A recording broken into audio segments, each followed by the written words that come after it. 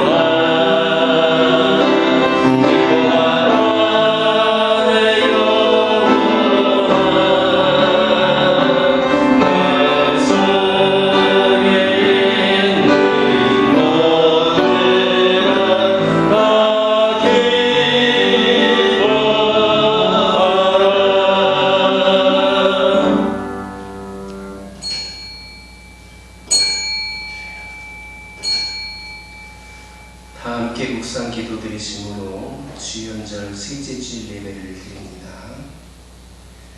말씀이 육신이 되어 우리 가운데 거하심에 우리가 그의 영광을 보니 아버지의 독생자의 영광이요 은혜와 진리가 충만하더라. 말씀과 규례와 법도를 지켜 행하면 자손 만대까지 복을 주시겠다 약속하신 하나님 아버지, 지난 한 주간도 지켜 보호하여 주시고 거룩하고 복된 주일 예배드리게 하신 감사드립니다. 독생자이신 예수 그리스도를 믿음으로 구원받게 하시고 성도가 되도록 하셨으니 세상과 구별되어 거룩한 삶을 살게 하여 주옵소서. 세상의 빛과 소금이 되게 하시고 주님께서 세상에 오신 뜻을 이루어 드리게 하옵소서. 이 예배를 통하여 무한한 영광을 받아 주시기를 원하오며 예수님의 이름으로 기원하옵나이다. 아멘. 주가 보이신 생명의 길 찬양합니다.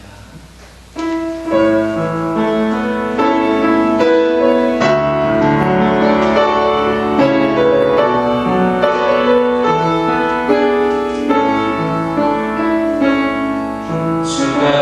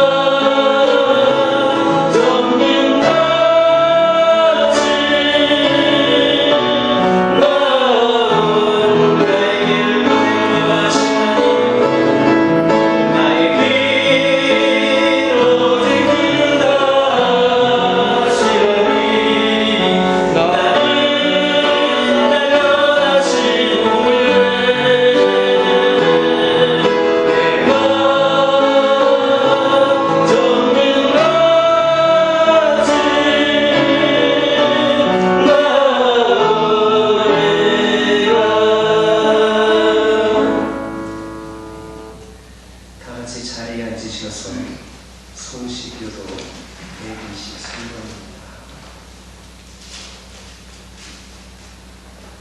성시교도 123번을 교독하십니다.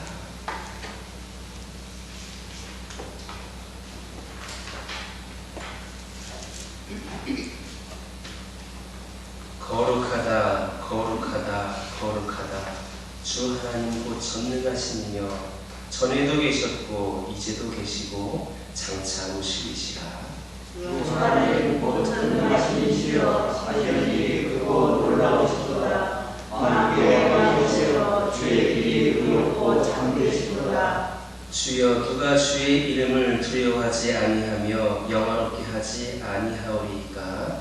오직 주만 곧 하시나이다. 주의 의로우신 일이 나타났음에 만국이 와서 주께 경배하리이다. 우리 주 하나님이여 영광과 존귀와 권능을 받으시는 것이 합당하오니 주께서 만물을 지으신지라. 만물이 주의 뜻대로 있었고 또 지으심을 받는다이다. 보좌에 앉으신 이와 어린 양에게 찬송과 존귀와 영광과 권능을 세세토록 돌릴지어다. 아멘. 찬송과 영광과 지혜와 감사와 존귀와 권능과 힘이 우리 하나님께 세세토록 있을지어다. 아멘. 지난 한 주간의 삶을 돌아보면서 찬양의 기도를 드립니다.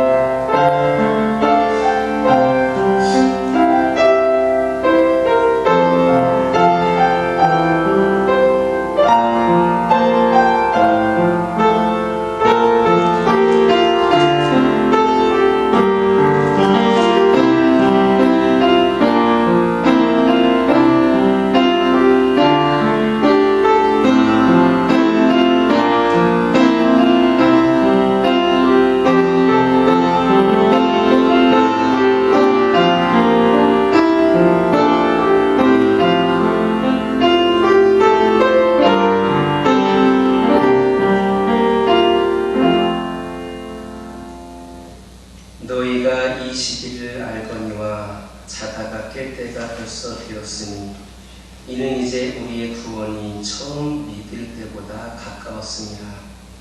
밤이 깊고 낮이 가까웠으니 그러므로 우리가 어둠의 일을 벗고 빛의 갑옷을 입자. 아멘. 찬송 528장입니다.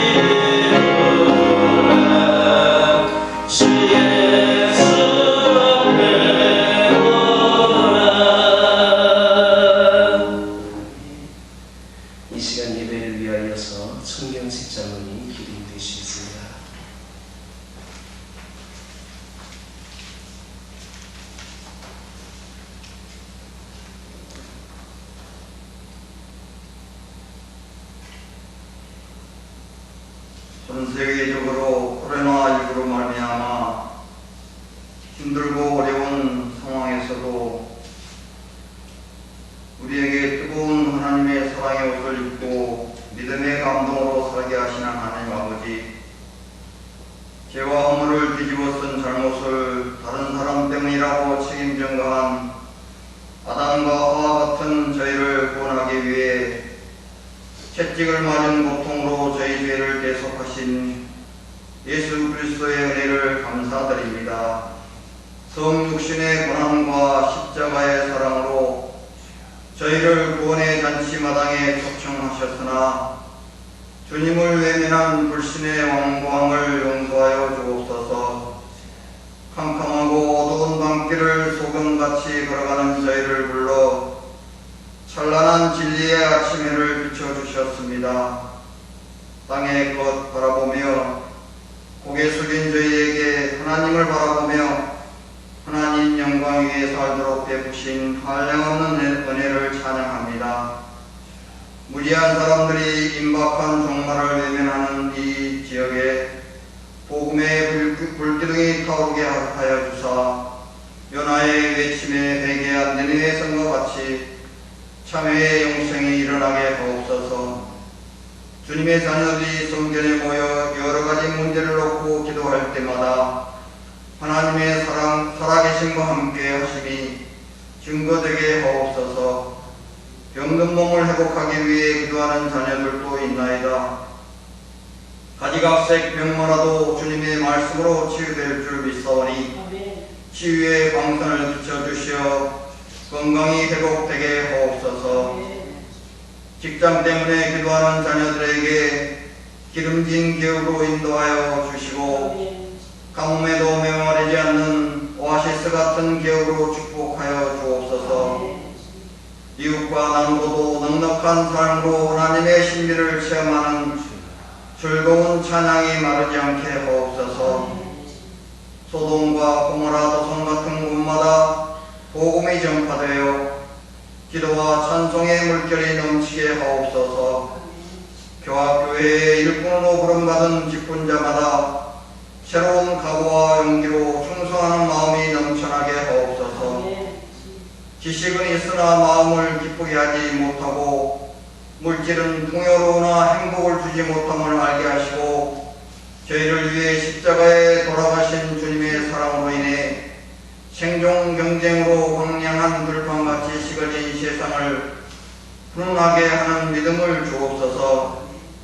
하나님을 위한다고 하면서 내 자신을 위하여 의를 행하는데 입술만 호사스러운 자가 되지 않겠다고 결심하는 저희에게 기적의 조건이란 제목의 생명의 말씀을 선포하실 주님께서 보내신 사자 김동훈 목사님에게 영육간의 강건함을 허락해 주옵소서. 이 지역을 예수마을로 변화시키기를 원하시는 하나님의 음성을 들으시고 시분초를 아끼며 열심히 목회하는 주의 종을 굳건하게 붙들어 주시어 어린이 주일 학교를 비롯해서 중등부와 작년에 이르기까지 성장하며 행복하여 부흥하는 교회로 거듭나기를 원합니다. 특별히 열악한 환경에서 선교활동을 하고 있는 세네갈 정석 이유진, 태국의 박준수, 김은경 선교사님들에게 영육간의 건강을 주시옵소서. 또한 새롭게 도움의 손길을 펼쳐나갈 인도네시아 여자아이 그림 그리기를 좋아하는 사라스에게 부모님과 조부모님 세 분 총 6명이 함께 살아가고 있다고 합니다. 교회가 이러한 사역을 선교사에게 잘 감당할 수 있도록 도와주시옵소서. 이 부족한 죄인아 공로옵사나 이 세상에 오셔서 날마다 새롭게 하시는 우리 구주 예수 그리스도의 이름으로 기도드립니다.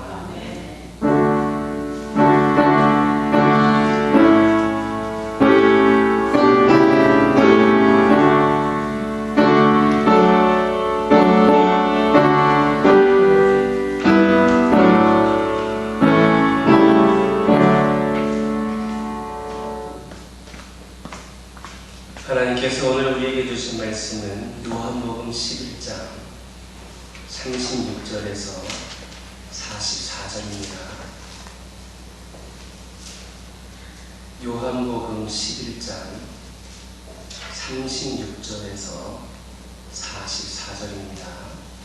저와 여러분들이 한 절씩 교독합니다. 이에 유대인들이 말하되 보라 그를 얼마나 사랑하셨는가 하며 그중 어떤 이는 말하되 내게 눈을 뜨게 한 이 사람이 그 사람은 죽지 않게 할 수 없었냐 하더라. 이에 예수께서 다시 속으로 비통히 여기시며 무덤에 가시니 무덤이 불이라 돌로 막았거늘 예수께서 이르시되 돌을 옮겨 놓으라 하시니 그 손자의 눈이 마르다가 이르되 주여 손자가 나으리 되었으니 벌써 냄새가 나리라. 예수께서 이르시되 내 말이 네가 믿으면 하나님의 영광을 보리라 하지 아니하였느냐 하시니 돌을 옮겨 놓으니 예수께서 눈을 들어 돌아보시고 이르시되 아버지여 내 말을 들으신 것을 감사하니라. 항상 내 말을 들으시는 줄 내가 알았나이다. 그러나 이 말씀을 하옵는 것은 둘러선 무리를 위함이니 곧 아버지께서 나를 보내신 것을 그들로 믿게 하려 함이니이다. 이 말씀을 하시고 큰 소리로 나사로야 나오라 그러시니 함께 읽겠습니다. 죽은 자가 수족을 배로 동인 채로 나오는데 그 얼굴은 수건에 쌓였더라. 예수께서 이르시되 풀어놓아 다니게 하라 하시니라. 아멘. 함께 찬송 455장입니다.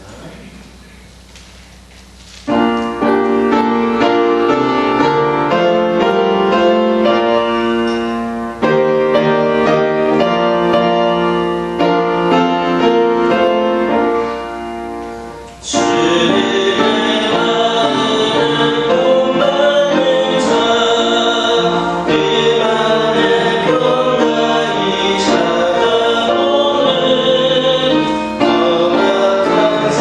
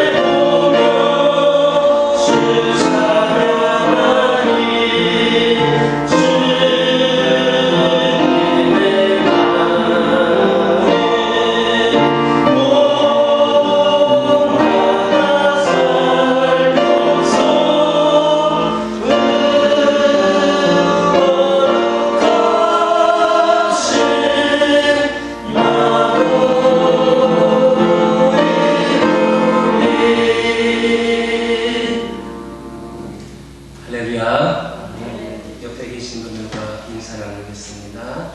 하나님께서 여러분과 함께하기를 원하십니다. 다시 한번 인사 나누기를 원합니다. 하나님의 손 꼭 붙잡고 승리하시기 바랍니다. 하나님의 손 꼭 붙잡고 승리하시기 바랍니다. 할렐루야. 네. 사람은 세상을 살면서 세 번 운다고 합니다. 처음 태어났을 때에 울고, 그 다음에는 자신을 낳아주신 그 부모님이 돌아가셨을 때에 웁니다. 그리고 그리스도인이라면 하나님을 만났을 때, 하나님을 깊이 경험하였을 때에, 하나님의 은혜를 내가 체험하게 되었을 때에 울게 됩니다. 지난 시간에 살펴보았던 35절에 있는 말씀 보면 예수께서 눈물을 흘리시더라 라는 말씀이 있습니다. 그런데 이 짧은 말씀에는 기가 막힌 뜻이 담겨져 있습니다. 이 말씀은 우리말로 예수께서 눈물을 흘리셨다 이렇게 세 단어로 되어 있는데, 영어 성경에는 두 단어 Jesus wept 이렇게 짧게 두 단어로 되어 있습니다. 이것은 성경 중에 가장 짧은 문장이지만 가장 깊이 있는 말씀이다 이렇게 말할 수 있겠습니다. 예수님이 왜 눈물을 흘리셨는가? 예수님이 사랑하시는 나사로가 죽었기 때문입니다. 그런데 왜 예수님의 눈물이 중요한가? 그것은 바로 우리 하나님의 눈물이기 때문입니다. 다른 누구의 눈물도 아니고 우리 하나님의 눈물이기 때문입니다. 다시 말해서 하나님이 눈물을 흘리셨습니다라고 하는 매우 특이한 사건이 벌어진 겁니다. 그렇다면 무소불능하시고 무소부재하신 우리 하나님께서 왜 오셨는가? 먼저는 우리 예수님께서 인간들을 너무나도 사랑하시기 때문입니다. 눈물은 고통스러워 흘리는 것도 있고 사랑해서 흘리는 것도 있습니다. 자녀가 흘리면 자녀가 잘못되면 부모는 피눈물을 흘린다 이렇게 이야기를 합니다. 그 이유는 우리 부모들이 자녀들을 너무나도 사랑하기 때문입니다. 이처럼 우리 인간들을 너무나도 사랑하시기 때문에 우리 예수님께서 눈물을 흘리셨습니다. 또한 예수님께서는 하나님의 동시에 인간이시기 때문에 눈물을 흘리십니다. 예수님은 우리와 같은 인성을 가지신 분입니다. 또 마지막으로 예수님께도 감정이 있기 때문에 눈물을 흘리십니다. 여러분들도 많은 사랑을 경험해 보았지만 여러분들이 만나는 사람 가운데에 슬플 때 울 줄 모르고 또 기쁠 때에 웃을 줄 모르는 사람이 있다라고 하면 참 대화하기가 힘듭니다. 저도 이렇게 설교를 하는데 우리 성도들이 설교를 듣고 있는지 안 듣고 있는지 꾸벅꾸벅 졸고만 있는지 아무런 반응을 보지 못하면 제가 사실 상당히 힘듭니다. 좀 뭔가 표현할 줄 알아야 그것이 그런 사람이기 때문에 그런 마음이 되는 것 같습니다. 이렇게 바늘로 살을 찔러도 피가 나오지 않을 것 같은 그런 사람들이 있다라고 한다면 참 대화하기 힘이 듭니다. 이렇게 감정이 없는 사람에게는 현상만 있을 뿐입니다. 따라서 사람이 감정을 갖고 있다라고 하는 것은 참으로 아름다운 일입니다. 그런데 우리 예수님은 감정이 없는 돌덩어리 같은 분이 아니셨습니다. 거룩한 진리와 공의만 내세우는 그런 딱딱하고 차가운 분 아니십니다. 우리 예수님께서는 사랑의 감정을 가지시고 눈물을 흘리시는 분이십니다. 참된 구원에는 바로 그 구원자의 눈물이 있고 구원받은 자의 눈물이 있습니다. 하나님은 인간을 구원하실 때에 눈물을 흘리시고 구원받은 우리들도 눈물을 흘리게 됩니다. 앞에서 말씀드렸던 것처럼 이것이 바로 하나님을 만났을 때에, 하나님을 경험했을 때에, 깊은 은혜를 체험했을 때에 우리는 눈물을 흘리게 된다는 겁니다. 예수님이 눈물 흘리신 것에 깊이 묵상할 수 있는 주제가 있다면 이 예수님의 눈물은 과연 어떤 의미인가, 우리에게 어떠한 의미인가라고 하는 그런 주제입니다. 아마도 여러분들 집안에 있는 벌레가 죽었을 때에 우리 집에 벌레가 죽었어 하면서 통곡하며 오는 사람은 하나도 없을 것입니다. 제가 파주에 이사 와서 가장 집에서 많이 본 벌레 중에 하나가 집게벌레, 그리고 지난 여름에는 왜 이렇게 모기가 많았는지, 그리고 파리도 왜 이렇게 많았는지 저는 출애굽에 그 10가지 재앙이 저희 집에서 일어나는 줄 알았습니다. 그런데 저희 둘째 아들이 그 모기를 얼마나 파헤치더니 얼마나 잘 잡는지, 근데 그것을 보고 나서 우리 모기가 죽었어, 왜 모기를 때려잡았니, 파리를 왜 때려잡았니, 집게벌레를 왜 잡았느냐 하면서 나무라지 않고 통곡하며 울지를 않습니다. 벌레처럼 하찮은 존재에 대해서는 울며불며 눈물을 흘릴 이유가 없습니다. 그 외에도 길거리에 끼어진 항아리 보면서 우시는 분 있으십니까? 낡은 헌옷, 낡은 큰 구두, 폐기된 폐차된 자동차를 보면서 눈물을 흘리는 사람 한 사람도 없습니다. 그런 사람이 있다면 그분은 죄송하지만 정신병원을 좀 가보셔야 될 것 같습니다. 쓰레기 더미를 보고 오는 사람 한 사람도 없습니다. 그러나 생각해 보시기 바랍니다.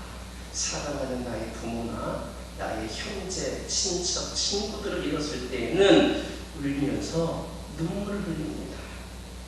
그들이 나에게 있어서 너무나도 사랑하고 귀한 존재이기 때문입니다. 가장 아끼고 애착을 느끼는 물건이 깨지거나 없어졌을 때에는 속이 상할 겁니다.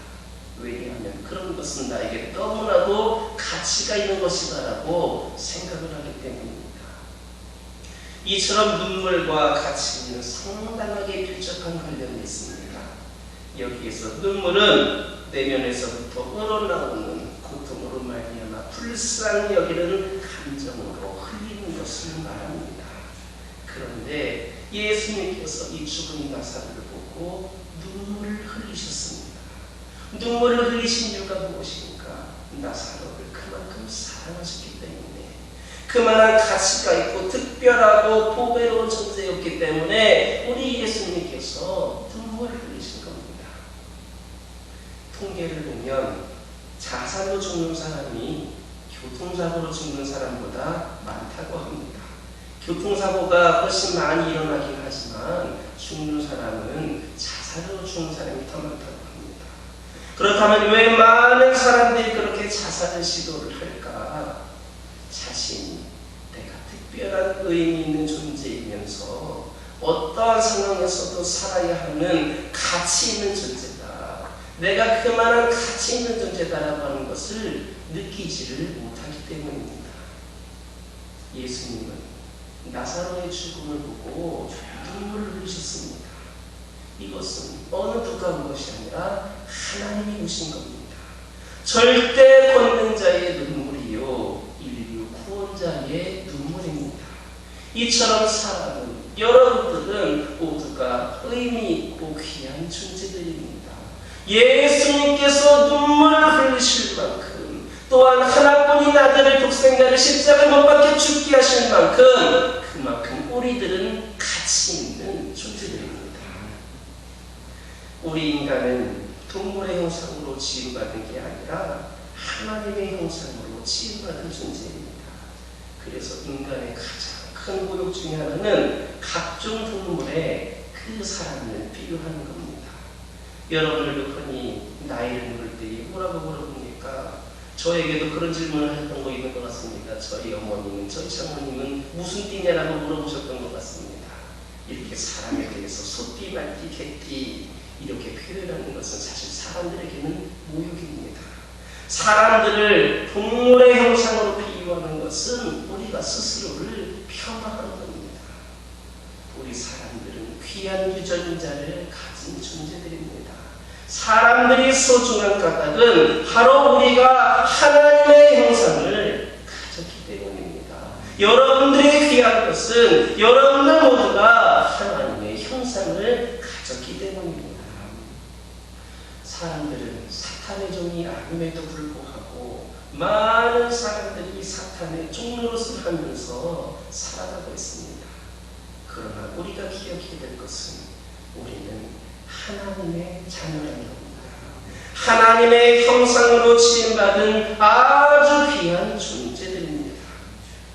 우리 인간은 단순한 물질이 아니라 오묘하고 신비한 영적인 존재입니다. 예수님께서 눈물을 흘리실 정도로 귀한 존재들입니다. 그래서 베드로전서 2장 9절 보면 이런 말씀이 있습니다.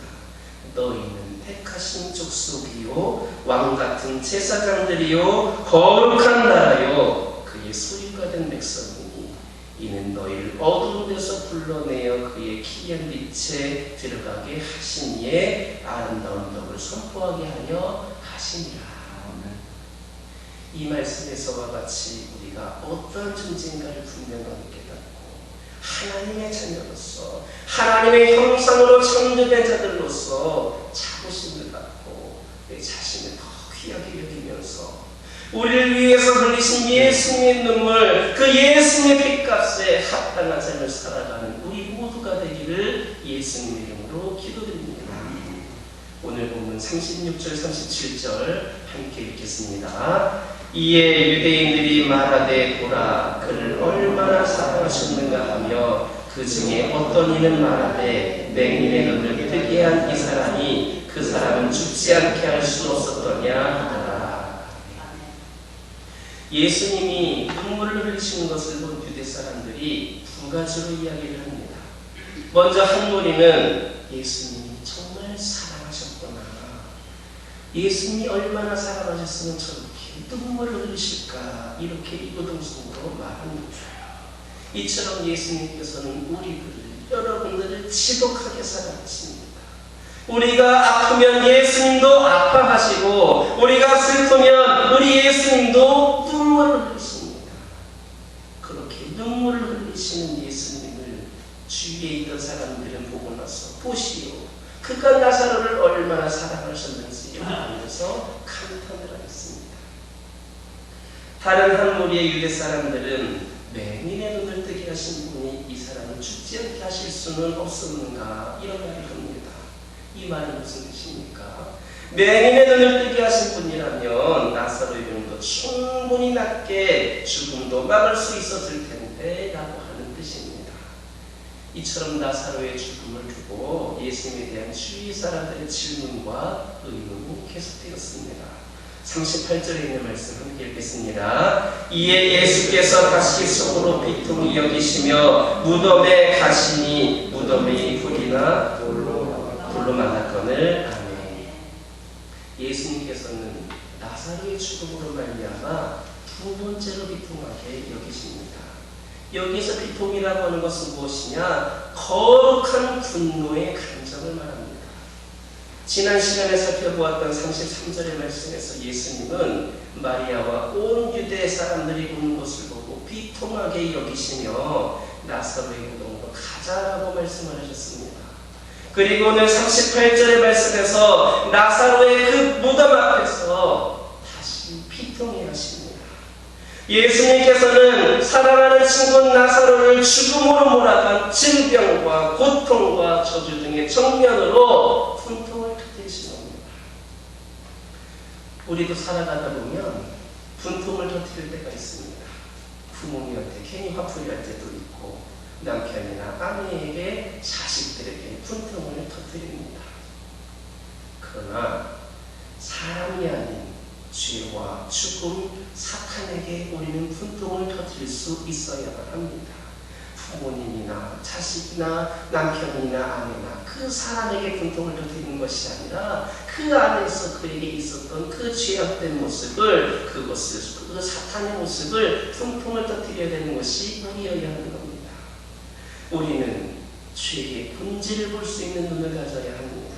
사회의 부조리만 볼 것이 아니라 부조리 안에 있는 구조적인 죄악을 파악할 수 있어야 합니다.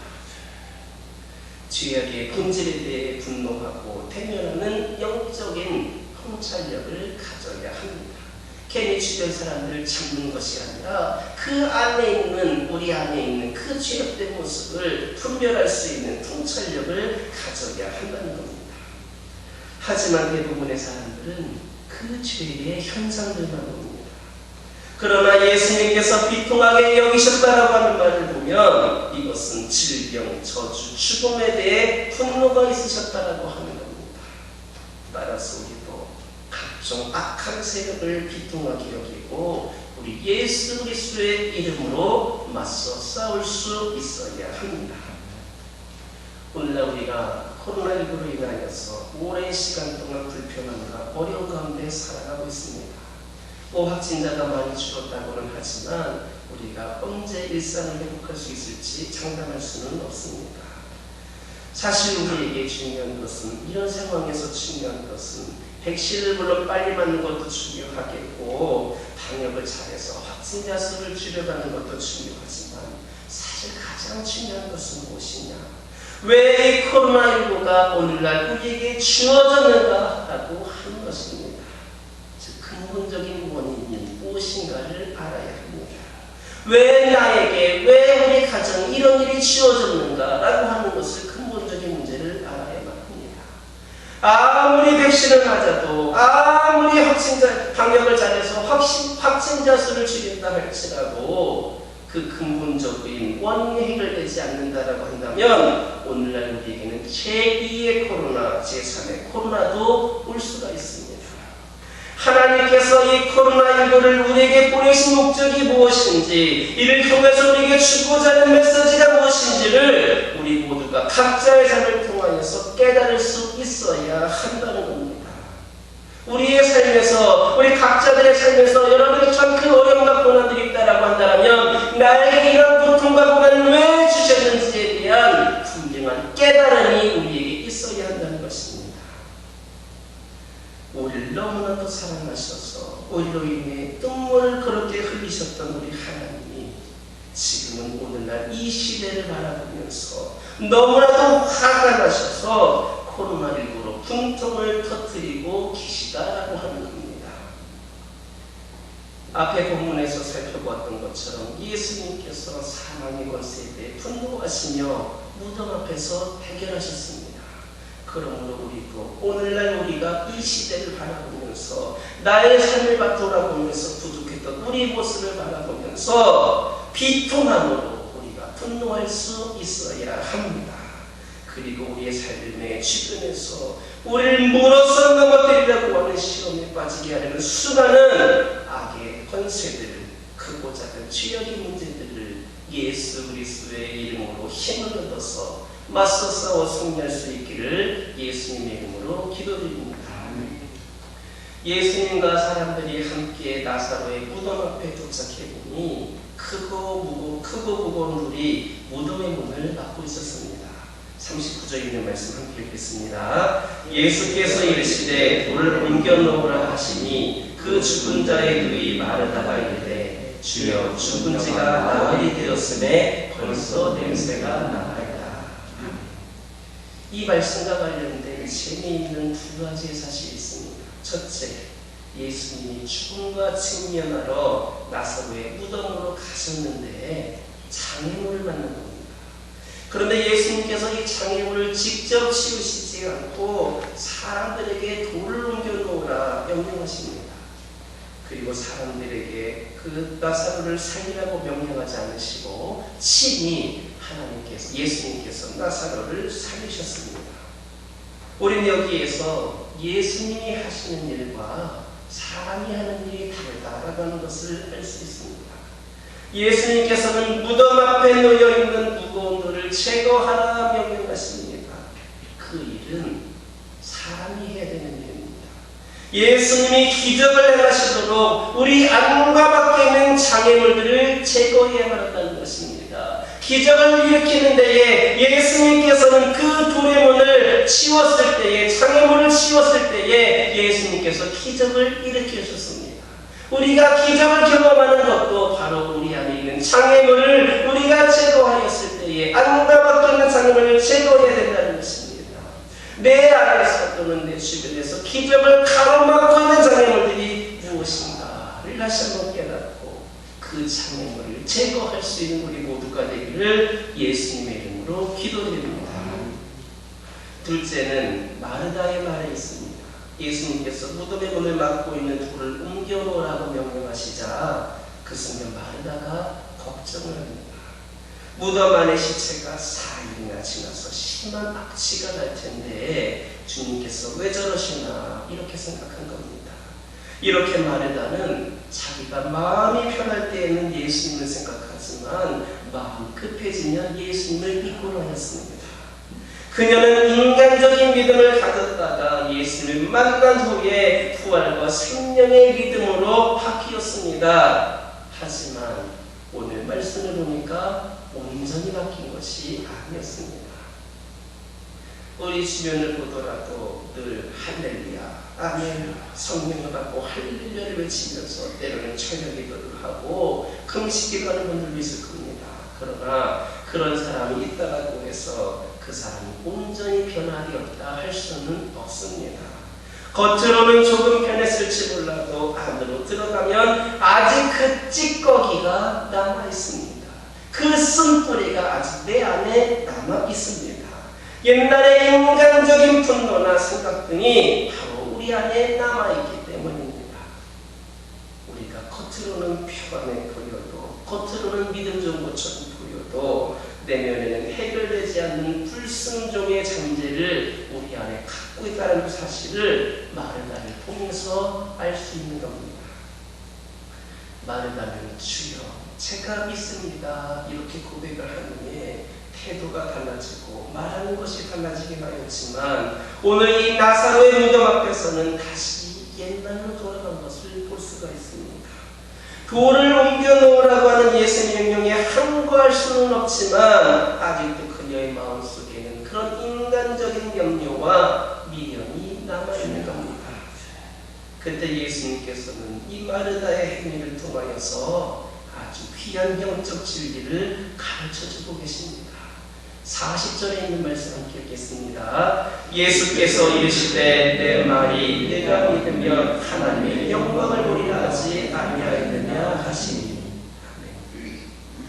예수님은 전에 살펴보았던 요한복음 11장 4절에서 나사로의 병에 대해서 이 병은 죽을 병이 아니다. 이것은 하나님의 영광을 위한 것이다. 이 일을 통하여서 하나님의 아들이 영광을 받게 될 것이다. 이미 말씀하셨습니다. 그리고 예수님께서는 지금 그 마르다가 잠시 또 예수님을 잊는 것 같으니까 다시 원래대로 돌아간 것 같으니까 이 말씀을 다시 한번 상기시켜 주고 계신 겁니다. 우리가 이렇게 자주 인간적인 믿음으로 돌아가는 것은 순간적으로 그 영적 원리를 믿지 않기 때문입니다. 평소에는 믿다 하더라도 어떤 계기로 어떤 상황으로 내가 그 예수님의 그 원리를 예수님을 잊어버리기 때문입니다. 그 영적인 원리가 무엇입니까? 믿으면 하나님의 영광을 보는 겁니다. 이것은 변하지 않는 영적인 원리입니다. 그러나 사람들은 이렇게 이야기합니다. 먼저 하나님의 영광을 보여주면 내가 믿겠습니다라고 조건을 제시합니다. 그런데 이렇게 보고 믿겠다고 하는 것은 인간적인 믿음이고 거듭나지 않은 믿음이고 마르다의 믿음입니다. 예수님께서는 분명히 말씀하십니다. 믿으면 하나님의 영광을 경험하게 되리라. 우리는 자란 환경이나 교육, 경험, 사상 등에 비추어서 합당해야만 우리가 믿을 수 있다는 생각으로 가득 찹니다. 그러나 예수님께서는 단도직입적으로 말씀하십니다. 너희가 나의 말을 믿으면 하나님의 영광을 보리라. 이렇게 약속하십니다. 이런 면에 있어서 믿음은 이성이 아니라 은혜의 산물입니다. 믿음은 하나님이 주시는 선물입니다. 따라서 믿음은 우리가 가지려고 애쓴다고 해서 얻어지는 것 아닙니다. 하나님 앞에 겸손히 은혜를 구할 때에 믿음을 선물로 받을 수가 있는 겁니다. 성경 말씀을 읽고 성경 말씀을 연구하고 모든 노력을 다 동원한다 할지라도 믿음이 생기는 것은 아닙니다. 믿음은 이성의 선물이 아니라 하나님의 선물입니다. 따라서 우리는 하나님께 하나님, 저는 믿음이 없습니다. 인간적인 생각으로 인해 믿음이 생기지 않습니다. 하나님의 은혜로 믿음을 허락하여 주시옵소서라고 간구할 수 있어야 합니다. 인간적인 믿음은 상대방에게 상처를 줄 수 있습니다. 그러나 성령으로 말미암은 믿음은 겸손하고 은혜로우며 서로에게 덕을 끼치고 축복을 줍니다. 교회에서 봉사를 할 때도 그렇습니다. 인간적인 믿음으로 하는 봉사는 항상 시끄럽습니다. 다툼이 있기도 합니다. 그런 사람들의 특징은 한마디로 무조건 열심히 한다는 겁니다. 하지만 그 열심에 인간적인 의지나 비교, 경쟁, 시기심이 들어있습니다. 따라서 결과는 서로 상처를 주고받으며 활력을 잃어버리고 항상 피곤할 뿐입니다. 그러나 하나님께 겸손히 간구해서 얻은 은혜의 믿음은 모든 사람에게 기적을 일으키고 축복이 되는 겁니다. 제가 가진 믿음이, 여러분들이 가진 믿음이 하나님이 주신 선물이고 은혜이기를 주님의 이름으로 축원합니다. 마르다는 인간적인 믿음으로 흐르다가 예수님의 말씀을 듣는 순간에 영적인 믿음으로 돌아옵니다. 하지만 어떤 사람은 오랜 시간이 흘러도 돌아오지를 않습니다. 참 안타깝습니다. 그러나 우리는 예수님 말씀하시면 금방 다시 믿음의 자리로 돌아올 수 있어야 합니다. 때로는 우리의 부족함으로 인하여서, 죄성으로 인하여서 혹시라도 잠시 잠깐 하늘을 밟고 소리했다 할지라도 예수의 말씀을 듣고 난다고 한다면 금방 다시 믿음의 자리로 돌아와서 회복할 수 있어야 한다는 겁니다. 마르다는 예수님 말씀을 듣고 속히 자신의 생각을 버리고 무덤을 가로막고 있던 돌을 옮겨놓았습니다. 41절에 있는 말씀 함께 읽겠습니다. 돌을 옮겨놓으니 예수께서 눈을 들어 우러러 보시고 이르시되 아버지여 내 말을 들으신 것을 감사합니다. 믿음이란 이렇게 자기 수정이고 자기 결단이며 자기 행동입니다. 사람들이 나사로의 무덤 문을 막고 있던 그 돌을 옮겨놓자 그들이 그런 믿음의 행동을 하자 예수님께서는 하늘을 우러러보시고 중보기도 하십니다. 뭐라고 기도하십니까? 아버지요, 아버지께서 내 말을 들으신 것을 감사합니다. 여기에서 우리가 기억해야 될 것이 있다라고 하면 우리가 믿음의 행동을 하고 났을 때에 바로 이렇게 믿음의 행동이 있었을 때에 기적이 있기 전에 중보기도가 있었다라고 하는 사실입니다. 예수님의 그 기도는 이미 들어주심을 확신하는 믿음의 기도이기도 하였고 감사의 기도이기도 하였습니다. 여러분들 하나님의 기적을 시험하기를 원하십니까? 은혜를 사모하십니까? 먼저는 여러분들이 믿음의 행동을 하시고 그 가운데에 이것을 들어주셨다라고 하는 확신을, 믿음의 기도를, 감사의 기도를 올려드릴 수 있기를 예수님의 이름으로 기도드립니다.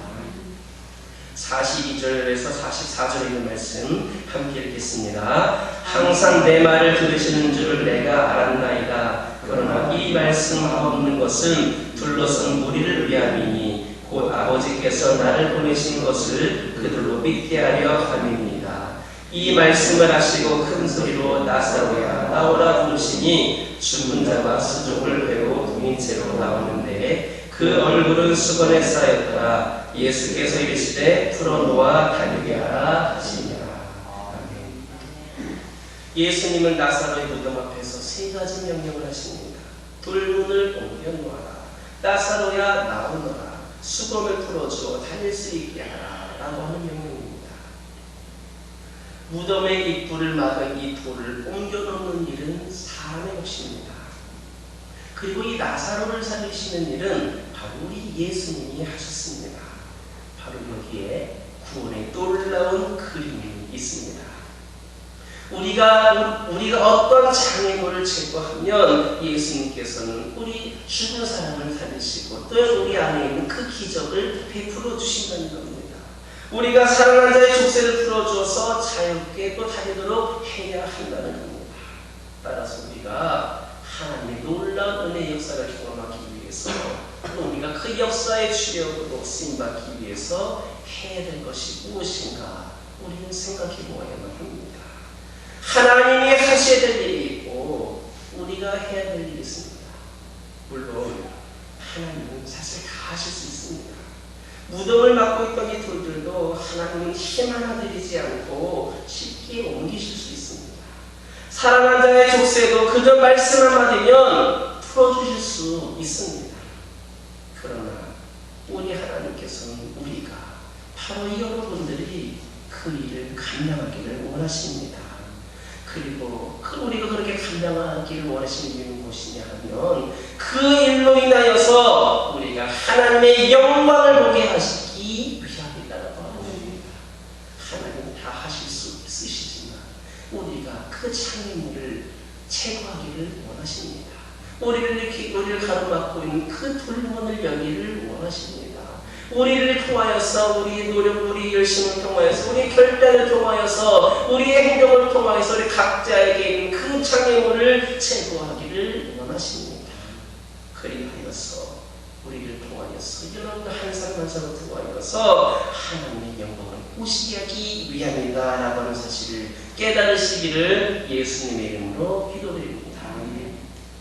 죽은 나사로는 분명히 다시 살아났습니다.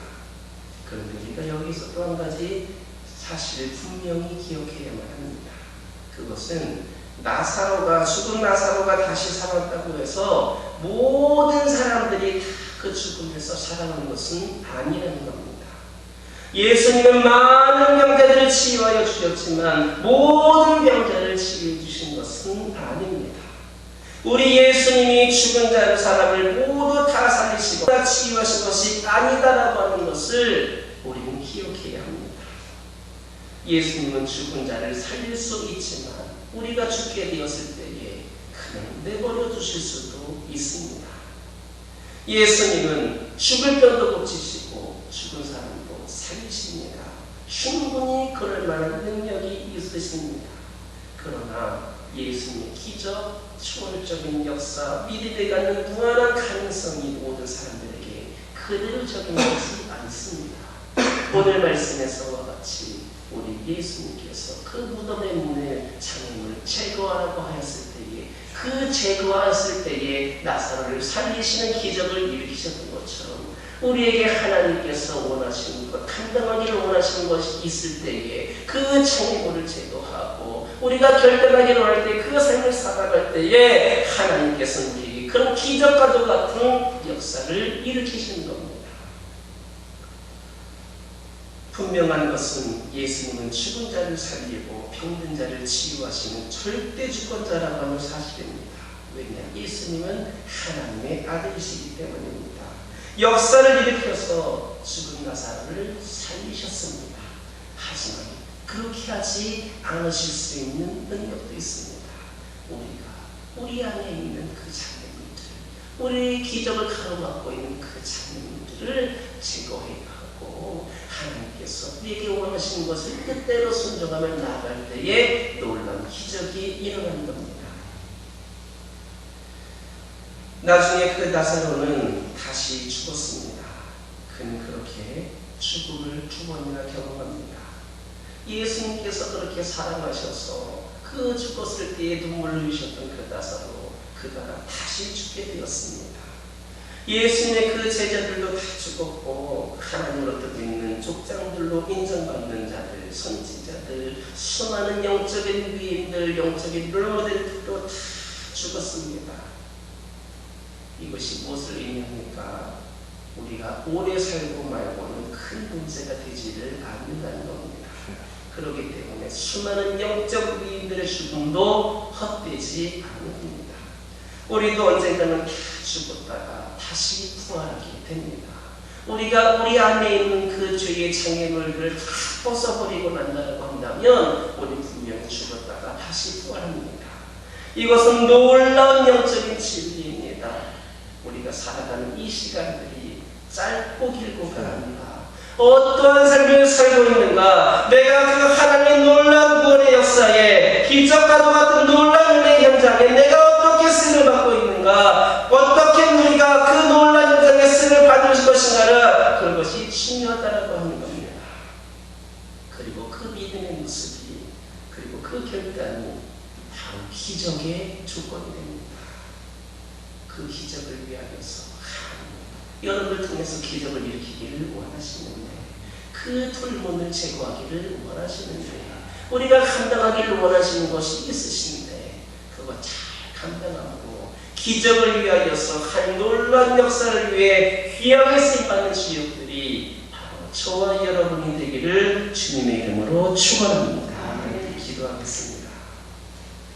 사랑의 하나님 감사합니다. 오늘 말씀을 통하여서 기적의 조건에 대해서 말씀을 듣게 하신 은혜에 감사합니다. 아버지 하나님, 저희들 오늘 기적이 아버지 그 동굴에, 나사로의 동굴에 돌문이 제거되었을 때 기적이 일으켰다라고 하는 사실을 기억하면서 저희에게도 그 기적을 가로막고 있는 그 모든 불문과 같은 존재들이 있다라면 다 제거할 수 있도록 저희가 스스로 그 모든 것을 떨쳐버릴 수 있도록 바로 선자들 되게 하여 주시고, 그리하여서 또한 구하고 기도하는 것들 믿는 가운데에 감상으로 구할 수 있는 자를 되게 하여 주시사 하나님의 놀라운 역사를 경험하는 저희들 되게 하여 주시옵소서. 예수님의 이름으로 기도드립니다. 봉헌 찬송 497장입니다.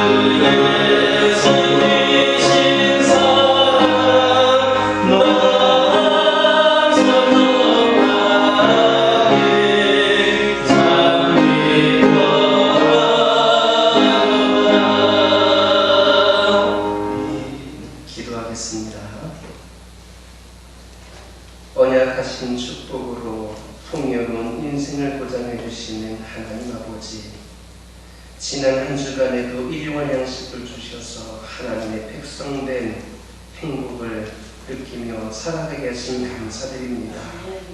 그 은혜와 사랑을 갚을 길 없지만 하나님께서 저에게 거저주신 물질의 일부를 동원합니다. 하루하루의 생활을 보장하신 은혜에 감사하며 11조 예물을 드리는 손길이 있습니다. 주를 사모할 때마다 외면하지 않고 흠뻑 부어주시는 은혜를 감사하며 감사 예물을 드립니다. 드리는 손길 위에 축복하시어 허물어진 것을 재건하는 축복을 주옵소서.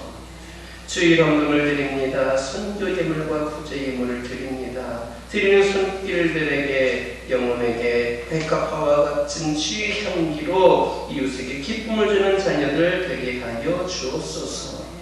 이 예물이 사용되는 곳마다 메마른 세상에 인심을 적시는 생수가 되게 하시고 하나님의 위로가 세상에 가득 차게 하옵소서. 선한 목자처럼 저희의 삶을 지켜주시고 보살펴주시는 예수 그리스도의 은혜가 가정과 사업장마다 넘치게 하옵소서. 주님께서 성취시켜주시지 않으시면 저희가 흘리는 땀과 노력이 모두 헛수고가 되는 고백합니다. 주님께서 원하시는 진리의 질서대로 살아가는 인생이 저희의 마땅한 본분임을 깨닫게 하여 주시고 저희들 사람들의 말에 부안해동하지 않게 하옵소서. 자기들의 재주와 능력을 믿고 하나님을 의지하지 않는 자들 생겨나지 않게 하여 주시고 저희들 모두가 하나님의 치유와 능력으로 살아가게 하여 주옵소서. 예수님의 이름으로 축복하며 기도드립니다. 교회 소식 전해드립니다. 코로나19로 인한 방역 지침이 조금 완화되긴 하였지만 우리 교회에는 현 상황에서는 크게 변함이 없이 동일하게 좌석이 200석이기 때문에 10%인 20명만이 예배를 드릴 수 있습니다. 기존과 동일하게 예배를 드리니까 참고해 주시기를 바랍니다. 특별히 여러분들 영적인 방역을 위해서 최선을 다하시기 바랍니다. 특별히 온라인 예배를 드리시는 분들은 예배 시간이 설교만 듣는 시간이 예배 시간이 아닙니다.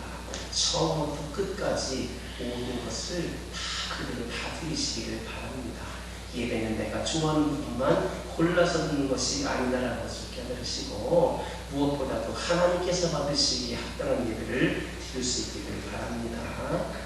오늘부터 우리 중등부 아이들 예배를 우리 재개를 하였습니다. 방역 지침을 잘 지키면서 예배를 드리게 합니다.